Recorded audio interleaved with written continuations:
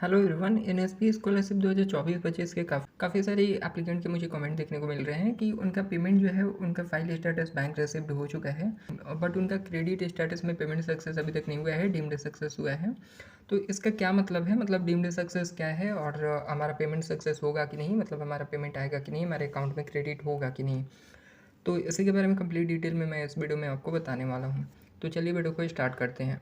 तो सबसे पहले मैं आपको बता दूं कि पीएफएमएस का जो आपका प्रोसेस होता है, पीएफएमएस प्रोसेस में जैसे आपका सैंक्शन होता है, सैंक्शन क्लोज होता है, उसके बाद फिर आपका फाइल स्टेटस में pending at PFMS, pending at bank, और फिर बैंक रिसिप्ट होता है जब आपका पेमेंट इनिशिएट हो जाता है बैंक से। ठीक है, जब आपका पेमेंट इनिशिएट होने के बाद बैंक से ही आपका फाइल स्टेटस बैंक रिसिप्ट हो जाता है। यानी कि बैंक रिसिप्ट का क्या मतलब है, बैंक रिसिप्ट यानी पेमेंट इनिशिएट हो जाता है तब आपका बैंक रिसिप्ट होता है।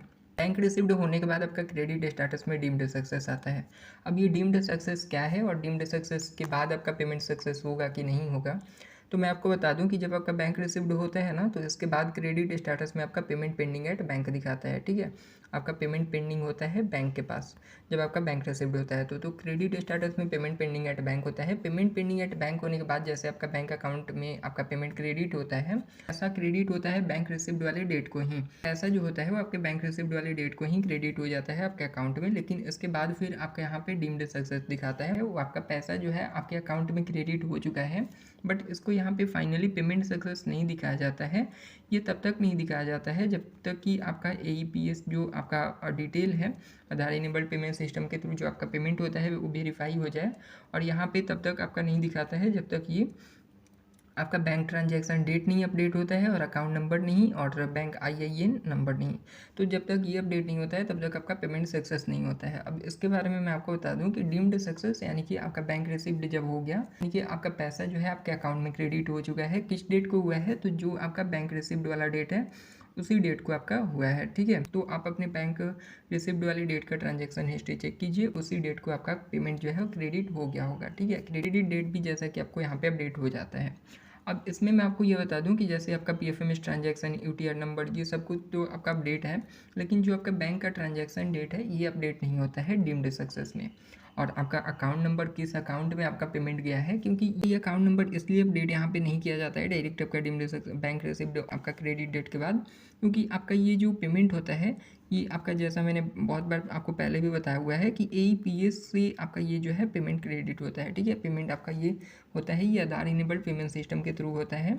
आपका डीबीटी लिंक जो होता है, आपका जो भी बैंक अकाउंट डीबीटी लिंक होता है उसी अकाउंट में आपका ये पेमेंट जो है वो क्रेडिट होता है। कई बार क्या होता है कि ये स्टूडेंट एप्लीकेंट है वो अपना बैंक अकाउंट जो भी देते हैं, मान लीजिए वो अगर आईओबी इंडियन ओवरसीज बैंक का दे रहे हैं और ये उनका अगर डीबीटी लिंक नहीं है और वही उनका एक और अकाउंट है जो कि एसबीआई में है या फिर कोई भी है, वो आपका अकाउंट जो है वो लिंक है। ठीक है, डीबीटी से, तो आपने डिटेल तो दिया आईओबी का, इंडियन ओवरसीज बैंक का, बट आपका पेमेंट जो होगा वो एसबीआई में जाएगा, एचडीएफसी या जो भी अकाउंट लिंक होगा, डीबीटी लिंक होगा, जो आपका आधार से वेरीफाई करेगा, आधार इनेबल्ड पेमेंट सिस्टम के लिए वेरीफाई करेगा, उस अकाउंट में आपका पेमेंट जो है वो क्रेडिट होता है। ठीक है, ऐसे बहुत सारे स्टूडेंट के मुझे कमेंट आते हैं कि हमारा बैंक रिसिप्ट हो चुका है बट हमारा डीम्ड सक्सेस भी है और पैसा मेरे अकाउंट में नहीं आया। और कई के पास दूसरा भी बैंक अकाउंट होता है जो कि उनका डीबीटी लिंक होता है। इसमें जब वो चेक करते हैं उसी डेट को जो बैंक रिसिप्ट का डेट होता है तो उनका उसमें क्रेडिट रहता है। ठीक है, तो इसलिए यहाँ पे अपडेट आपका नहीं किया जाता है कि आपका जब तक फाइनल एईपीएस वेरिफिकेशन जो हो जाता है, जिस अकाउंट में आपका पैसा जाता है, जिस अकाउंट में आपका पैसा क्रेडिट होता है उसी अकाउंट को यहाँ पे अपडेट किया जाता है। ठीक है, स्टेटस में। इसके बाद bank IIN number, bank IIN number क्या होता है, तो बैंक आईआईएन नंबर आपका ये होता है कि जो आपका एक नंबर होता है 6 डिजिट का। ठीक है, ये जो बैंक का ये नंबर होता है, ये आपका बैंक का ये नंबर के थ्रू आप अपना जो भी बैंक डिटेल है वो चेक कर सकते हैं।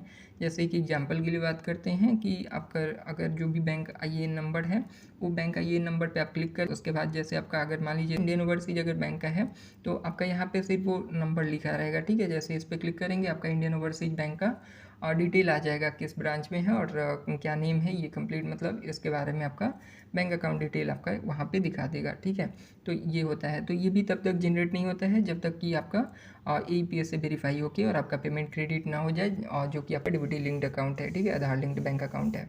तो ये जैसे आपका हो जाता है तब जाके यहाँ पे आपका ये पेमेंट सक्सेस होता है।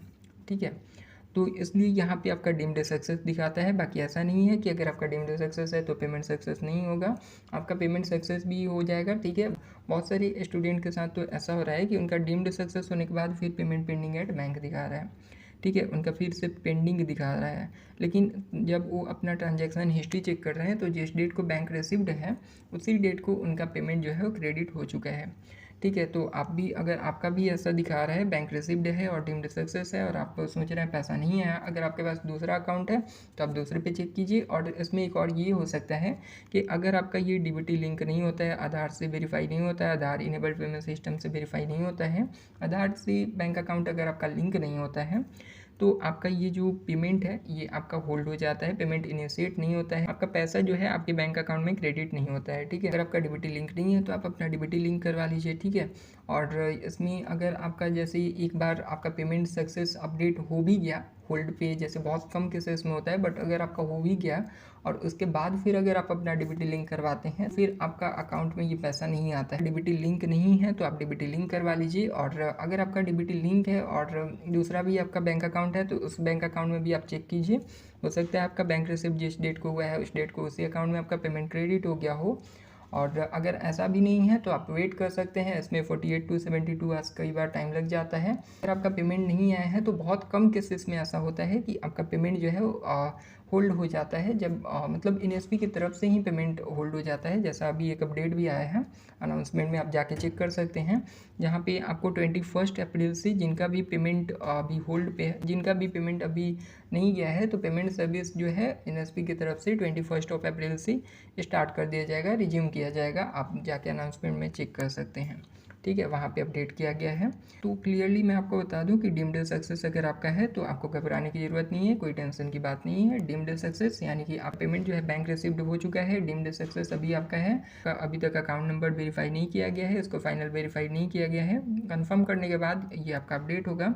जब ये आपका अपडेट हो जाता है, बैंक IAN नंबर अपडेट आपका हो जाता है, उसके बाद यहाँ पर आपका पेमेंट सक्सेस हो जाएगा। ठीक है, आई होप आपको ये वीडियो इन्फॉर्मेटिव लगा होगा। ऐसे ही और भी वीडियो देखने के लिए चैनल को सब्सक्राइब कर लीजिएगा, और कोई क्वेश्चन है तो कमेंट कर सकते हैं।